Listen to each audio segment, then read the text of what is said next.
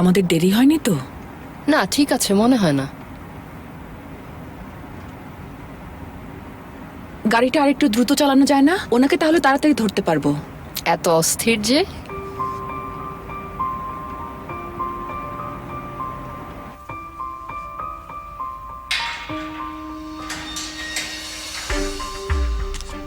বাহারি উম্মান, আপনার যাওয়ার সময় হয়েছে।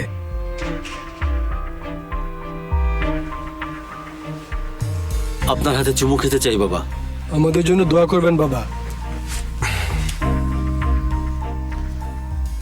আমি চলে যাওয়ার পর সবাই আমার জিনিসগুলো ভাগ করে নিও।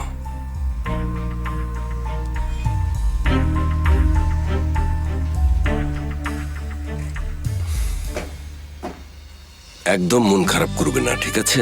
আমি তোমাকে এখান থেকে বের করব। ঠিক আছে, আল্লাহ আপনার ভালো করুক বাবা।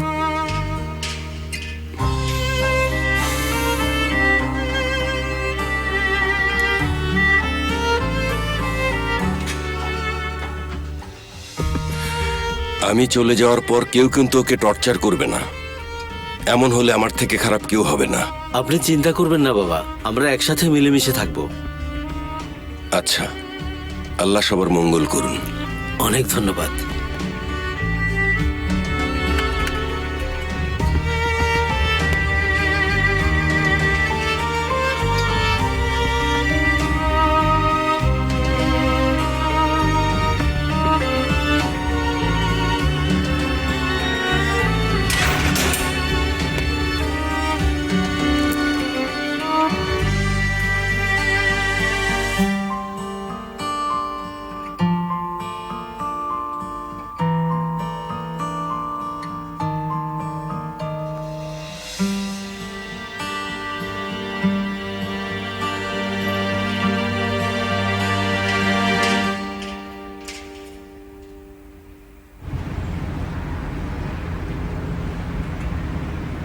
কি হয়েছে বলবেন আমাকে? আপনি আমাদের কষ্ট দিয়েছেন ভাই। কাব্যিক কথা বলার জন্য ডেকেছো আমাকে? ভাই আমি যে একটা আস্ত আহাম্মক, আপনি কি সেটা জানেন? এভাবে বলো না। না না, আসলেই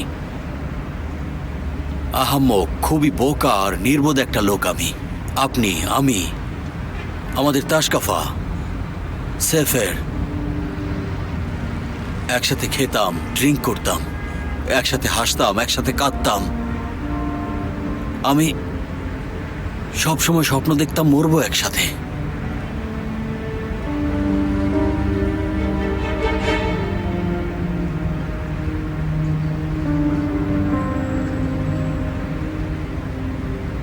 কষ্ট পেও না জুলফিকার।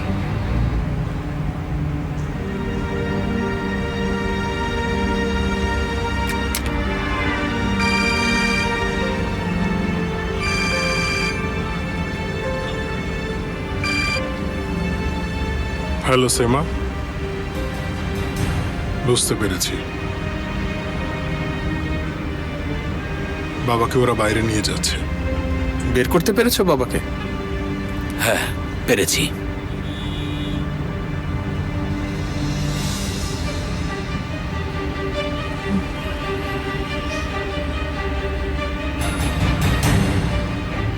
আরেকটা কাজ আছে।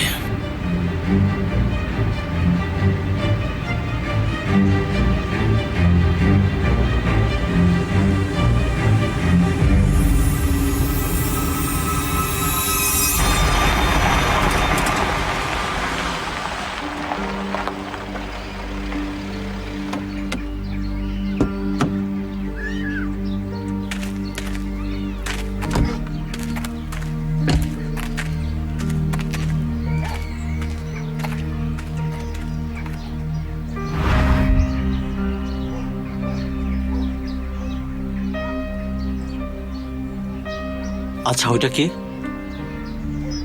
মনে হয় ওনার ফ্রেন্ড।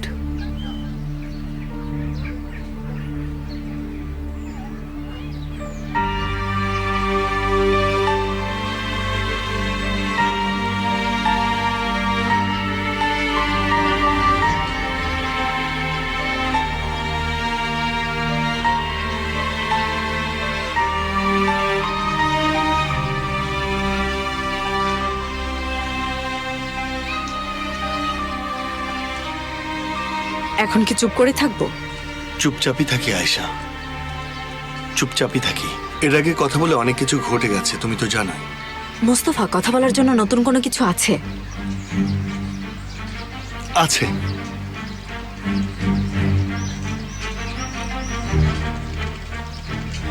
জীবনটা খুব কঠিন আয়েশা, তোমাকে ছাড়া আরো কঠিন। দারুণ বলেছ, ভালো লাগলো, বলতে থাকো। তুমিও যে আমাকে ছাড়া থাকতে পারবে না এটা আমি জানি। এতটা শিওর হয়েও না। এই পৃথিবীতে কিন্তু তোমার মতো আরো অনেকেই আছে, এটা মনে রেখো। ঠিক আছে, মানছি আমি মেসির মতো কেউ না, কিন্তু এটাও জানি আমার জায়গাটাও ফিল আপ করা সহজ না। ওকে ফাইন, এবার আসল কথায় আসো মোস্তফা।